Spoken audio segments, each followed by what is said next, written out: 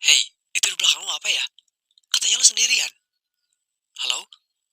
Halo? Halo?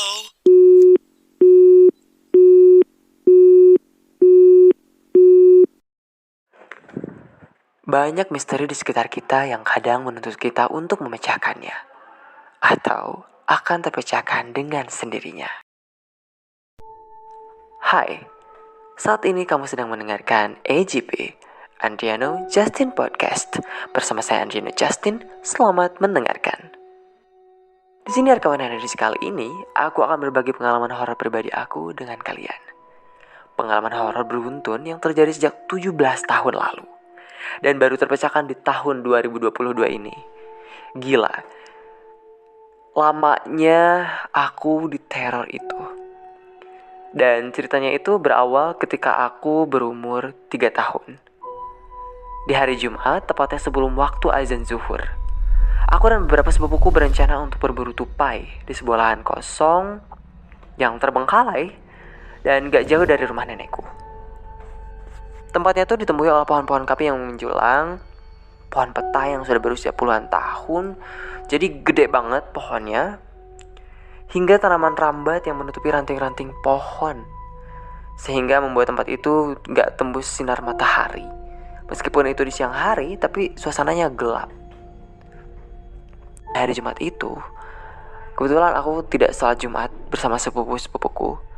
Aku belum bersunat dan kita punya kepercayaan kalau orang yang belum bersunat itu tidak diperbolehkan untuk ikut salat Jumat.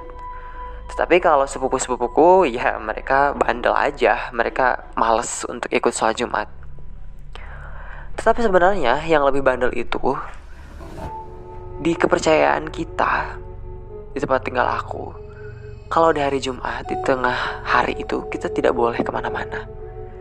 Karena kita percaya di siang hari itu, tepatnya di hari Jumat, setan-setan akan berkeliaran. Jadi anak-anak kecil itu tidak diperbolehkan main di luar. Tapi kita malah mau menangkap tupai. Dan itu di lahan terbengkalai yang menurut aku suram banget. Ketika kita sudah sampai di tengah-tengah lahan terbengkalai itu,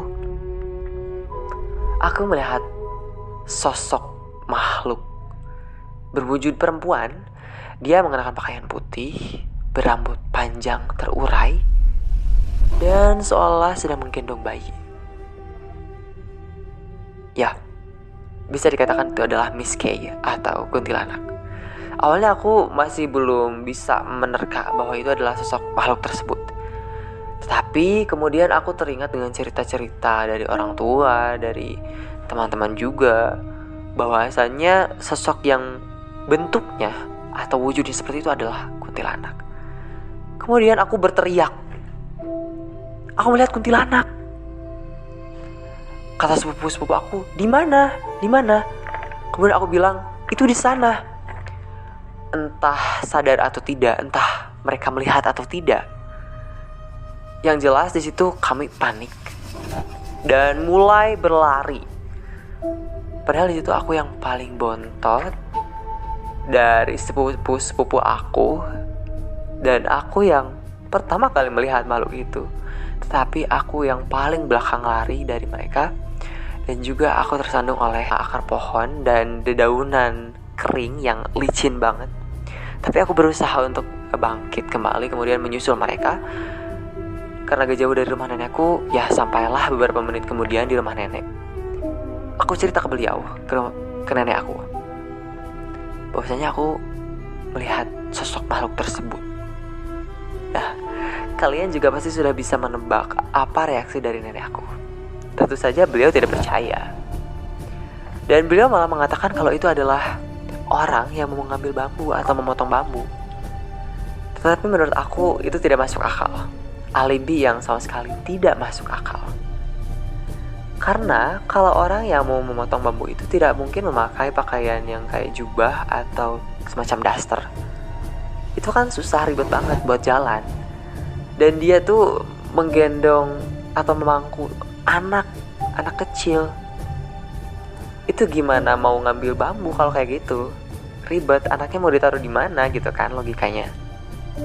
Tapi semakin kesini aku mulai sadar Karena itu adalah pengalaman pertama aku melihat makhluk gaib. Jadi mungkin saja nenek aku tuh gak mau kalau aku trauma dengan kejadian itu. Karena nenek aku sendiri bisa melihat hal-hal seperti itu. Kakek aku juga apalagi.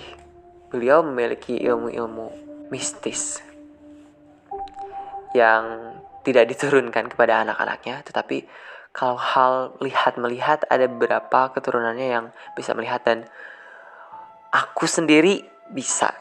Tetapi kalau dikatakan aku adalah seorang indigo, aku bukan orang indigo. Karena orang indigo itu bisa melihat apapun, dimanapun, dan kapanpun. Sedangkan aku tidak.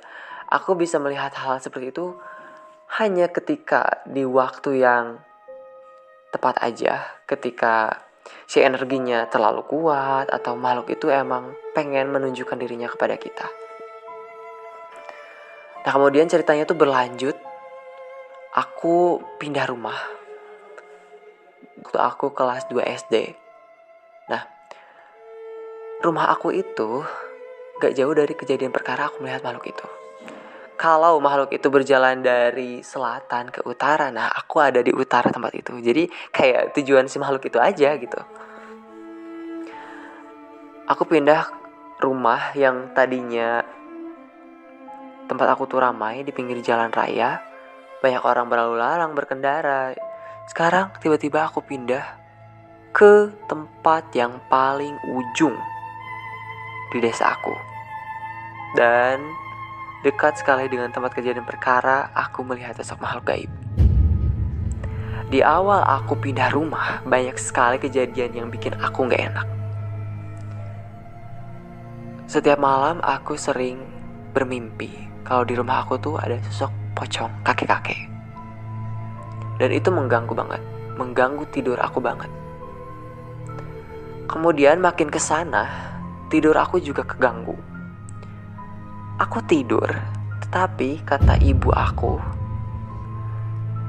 berjalan dari kamar aku ke dapur sendiri. Dan sambil ngomong, tapi omongan aku tuh gak jelas. Aku gak jelas berbicara apa dan bahasa apa, aku gak jelas. Tapi aku berbicara sendiri dan jalan ke dapur.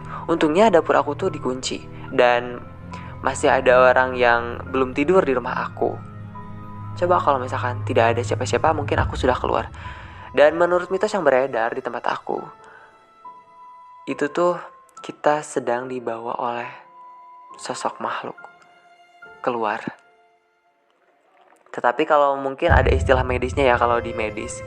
Tapi kalau di kita, kalau menurut kepercayaan ya seperti itu. Kita sedang dibawa jalan-jalan oleh makhluk gitu. Habis itu juga aku menemukan makhluk mitologi Sunda yang sangat-sangat unik dan bikin merinding. Itu burung mitologi yang ada di Sunda, namanya itu burung loklok. Dan itu adalah burung pembawa kematian. Di awal-awal aku pindah rumah itu ketika kelas 2 SD, udah di sebelah rumah aku tuh, rumah kosong yang kelihatannya udah mau ambruk gitu. Terus tiba-tiba kita mengalami kejadian di mana ada makhluk mitologi yang menampakkan dirinya, meskipun hanya bentuk suara. Kan di dekat rumah aku juga bersebelahan sama musola.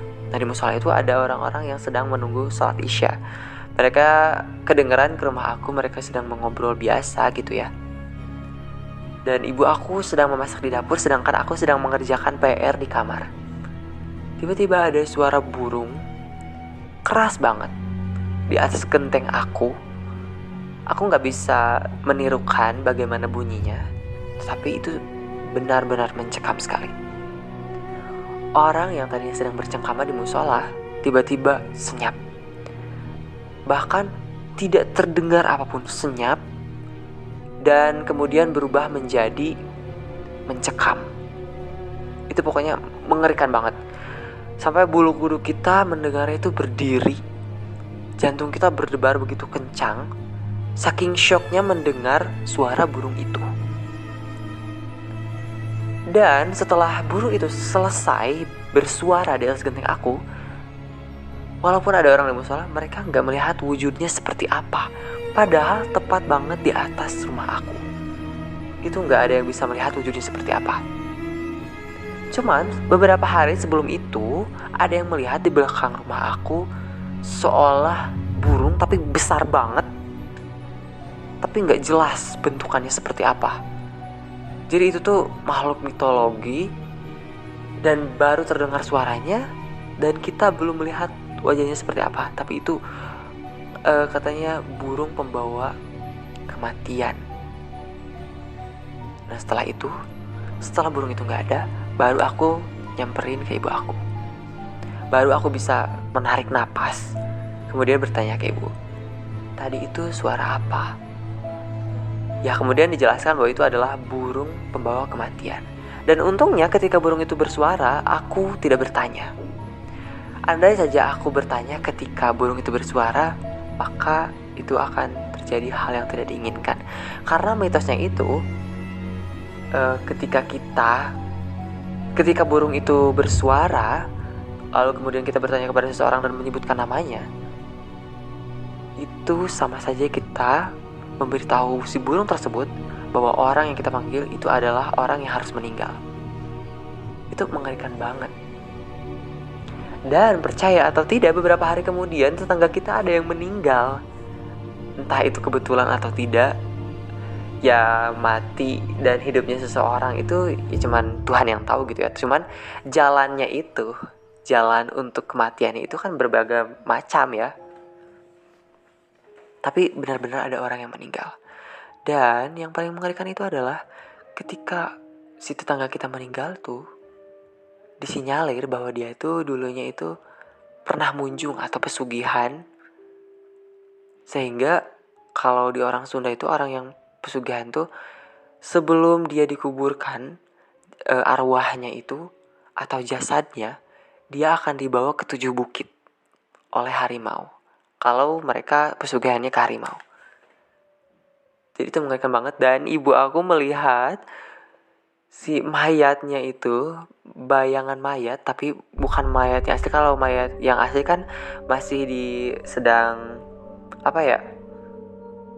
baru diketahui meninggal, dan itu pun belum diumumkan. Jadi gak banyak orang yang tahu, bahkan kita pun belum tahu gitu kalau tetangga kita itu meninggal. Cuman ibu aku melihat ada mayat yang sedang disandarkan ke punggung harimau.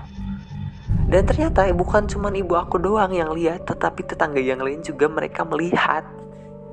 Itu mengerikan banget. Kemudian setelah pukul 5 pagi, barulah ada banyak orang yang berkerumun ke rumah tetangga aku, bahwasannya ada yang meninggal. Dan dari situ kita makin merinding dong, karena tadi ibu aku baru aja melihat kejadian yang begitu aneh. Nah, lambat laun si rumah kosong yang ada di sebelah rumah aku tuh ada yang mengisi. Padahal itu rumahnya udah kayak mau ambruk gitu ya. Nah, setiap jam 9 itu ada temennya yang main atau berkunjung atau sekedar mau bercengkrama ke tetangga aku. Nah, dia suka lewat pintu belakang rumahnya. Dan dari pintu belakang rumahnya itu kelihatan dong ada hutan bambu di situ. Di belakang rumah aku emang ada hutan bambu di situ. Dan ada pohon pisitan. Aku nggak tahu ya bahasa Indonesianya, tapi yang aku tahu tuh pisitan tuh kayak semacam buah yang rasanya manis, agak asam-asam gitu, bulat-bulat, warnanya kuning. Nah, dia melihat sesosok wanita yang sedang menangis di pohon itu. Setiap malam dia kalau mau ke tetangga aku pasti lihat makhluk itu. Dan itu bikin merinding juga sih, karena semenjak aku pindah rumah tuh aku belum melihat sosoknya. Cuman kalau hal-hal yang berbau mistisnya itu di mimpi dan cerita-cerita tetangga, aku sering banget denger yang kayak gitu-gitu. Tapi aku pribadi belum setelah pindah ke situ. Nah, kemudian ceritanya berlanjut lagi ketika ku SMP. Dan ketika aku SMP tuh, ya masih banyak orang-orang yang membicarakan kalau mereka tuh mendengar tangisan dan makhluk-makhluk seperti itu menampakkan diri ke mereka. Itu tuh hal yang bikin kita tuh penasaran, kenapa ada dia gitu. Sedangkan kita tidak mau melihat dia, tetapi dia berusaha untuk memunculkan dirinya. Kita nggak tahu kenapa, dan kita nggak tahu juga kenapa dia menangis gitu. Kemudian aku masuk SMK, cerita itu masih ada di telinga kita, masih masuk. Nah, di suatu pagi aku mau puasa sunnah tuh. Ketika aku mau cuci muka, aku bawa air, aku mau keluar gitu ya sambil menghirup udara segar di luar. Dan waktu itu pukul 2:30 pagi. Dan di depan rumah aku tuh ada 2 pohon pala yang bentuknya tuh nggak kayak pohon pala, tetapi mirip pohon cemara yang berbentuk kerucut gitu, 2 kembar dan besar pohonnya. Dan 2 pohon itu tuh, yang satu pohonnya lagi berada di arah selatan, dan itu deket banget sama kejadian perkara pertama kali aku melihat sosok makhluk atau kuntilanak itu. Nah, tetapi di pohon yang di arah utara atau yang lebih dekat ke rumah aku, nah ketika aku belum juga mau cuci muka, aku melihat orang yang sedang berdiri memakai pakaian putih. Kenapa harus putih gitu ya? Gak tahu juga ya alasannya kenapa. Tapi aku melihat sosok makhluk yang sedang berdiri di situ di bawah pohon pala. Itu nggak tersorot sama lampu. Tetapi kalau aku perhatikan itu ya mirip orang, memang mirip orang. Aku perhatikan terus menerus, tapi lama kelamaan dia semakin mendekat. Aku makin penasaran dong, itu ada siapa di situ jam segitu, jam 2:30 lagi ngapain gitu.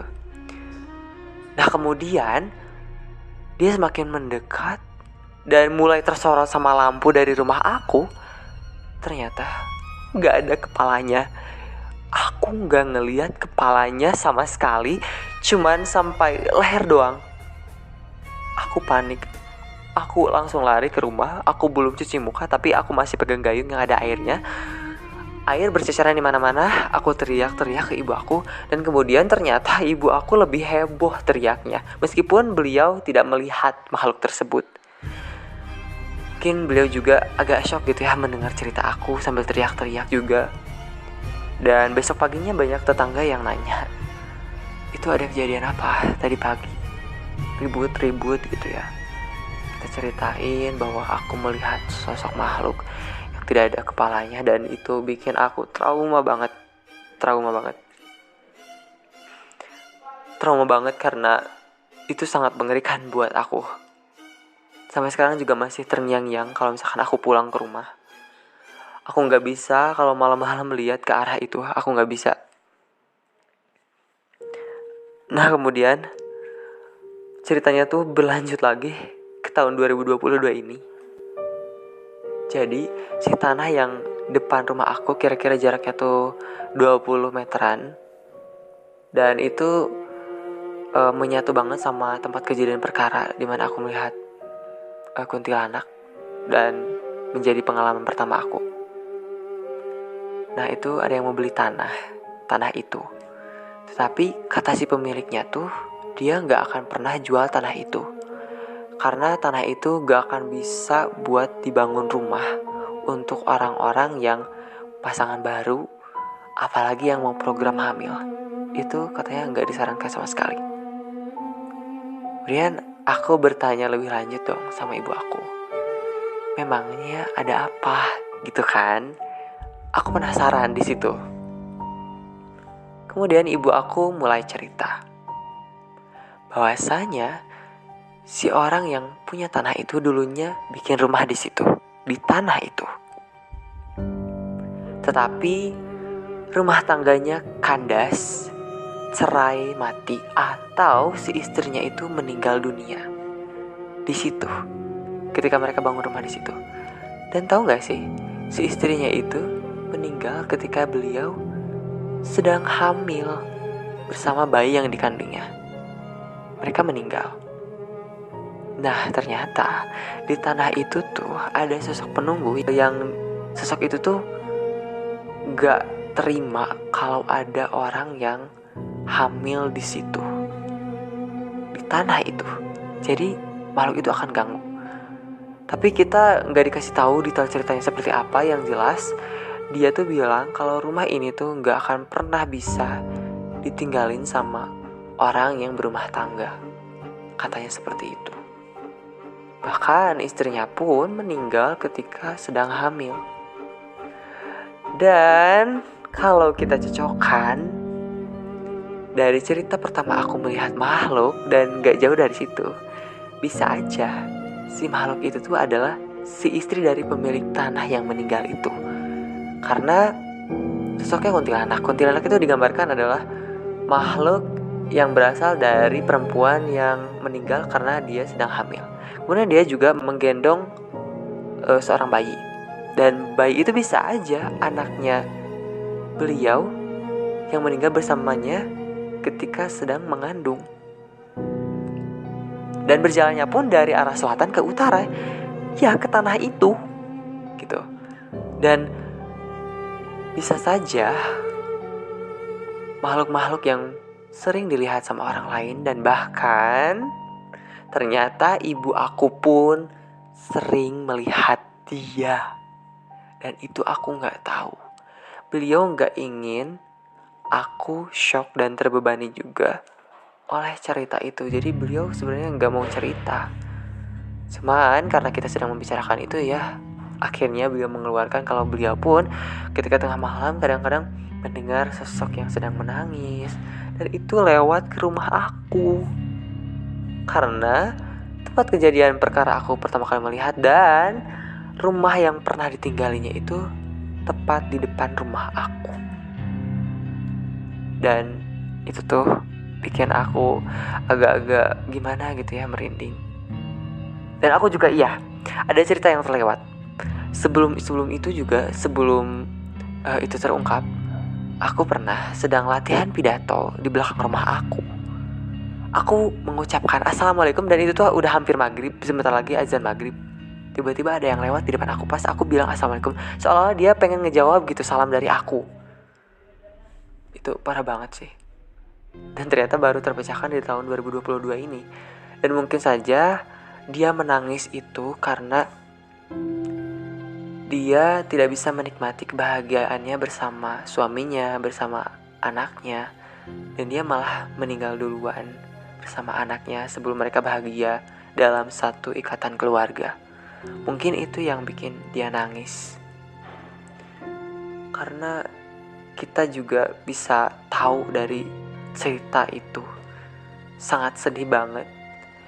Gimana keluarga yang mau punya anak, mau bahagia, sudah berekspektasi tinggi buat menghadirkan kebahagiaan di tengah-tengah mereka dengan hadirnya sesosok atau seorang bayi gitu. Tapi harus kandas dengan takdir bahwa mereka harus meninggal. Dan di tradisi kami, kalau misalkan ada yang meninggal ketika sedang melahirkan atau sedang hamil, itu biasanya ibu jari kakinya itu ditusuk pakai jarum biar enggak gentayangan. Tetapi kalau yang sosok yang satu ini aku nggak tahu ya prosesinya, karena aku juga belum lahir mungkin. Jadi itu adalah pengalaman pertama aku melihat sosok makhluk gaib. Dan pengalaman aku di rumah aku yang sangat memorable sampai sekarang. Dan juga misteri yang baru terpecahkan di tahun 2022 ini. Dan juga misteri-misteri yang ternyata ibu aku pun sering mendengar dan melihat dia. Tapi aku gak ingin kalian melihat dia juga ya. Dan kalaupun kalian sedang mendengarkan siniar ini, jangan pernah dengerin sendiri. Ajak yang lain untuk berlangganan siniar aku, AGP Andriano Justin Podcast. Klik berlangganan untuk mendengarkan cerita aku selanjutnya. Karena aku akan sering-sering mengunggah konten cerita horor ataupun cerita lainnya di AGP atau Andriano Justin Podcast ini. Untuk info-info mengenai konten apa aja yang akan aku unggah, kalian bisa cek Instagram aku @andrianho_justin21. Nah, di situ aku akan berbagi spoiler tentang konten yang akan aku bagikan di Spotify atau di Google Podcast dan juga Apple Podcast. So, terima kasih sudah mendengarkan siniar ini dari awal sampai akhir. Jangan dengerin sendiri, ajak teman yang lain untuk mendengarkan. Terima kasih, sampai jumpa di siniar berikutnya. Ingat, jangan dengerin sendirian, karena dia ada di mana-mana.